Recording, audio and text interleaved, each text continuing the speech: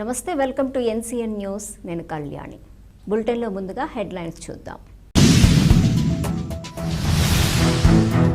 ధాన్యం కొనుగోలు కేంద్రాల్లోనే అమ్మకాలు జరగాలి. ఎమ్మెల్యే మద్దిపాటి వెంకటరాజు.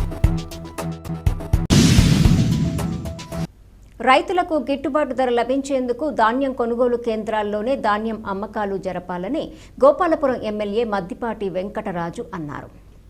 తూర్పుగోదావరి జిల్లా దేవరపల్లి మండలము కురుకూరు గ్రామంలో రైతు సేవా కేంద్రం వద్ద ధాన్యం కొనుగోలు కేంద్రాన్ని ఎమ్మెల్యే మద్దిపాటి వెంకటరాజు కూటమి పార్టీల నాయకులతో కలిసి ప్రారంభించారు. ధాన్యం తేమ శాతాన్ని పరిశీలించారు. రైతులకు అందించేందుకు గోనె సంచులు సిద్ధంగా ఉన్నాయా లేదా అని పరిశీలించారు. ఈ సందర్భంగా ఆయన మాట్లాడుతూ రాష్ట్ర ముఖ్యమంత్రి నారా చంద్రబాబు నాయుడు రైతు పక్షపాతి అని అన్నారు. తుఫాన్ కారణంగా రైతులు ఇబ్బంది పడకూడదనే ఉద్దేశంతో ముందు జాగ్రత్త చర్యలు చేపట్టి పంట నష్టాన్ని గణనీయంగా తగ్గించారని అన్నారు. గోపాలపురం నియోజకవర్గంలో 17 ధాన్యం కొనుగోలు కేంద్రాలను ఏర్పాటు చేశామని, రైతులు పండించిన ప్రతి ధాన్యపు గింజను కొనుగోలు చేస్తామని స్పష్టం చేశారు. ఈ కార్యక్రమంలో కూటమి పార్టీల నాయకులు, అధికారులు తదితరులు పాల్గొన్నారు.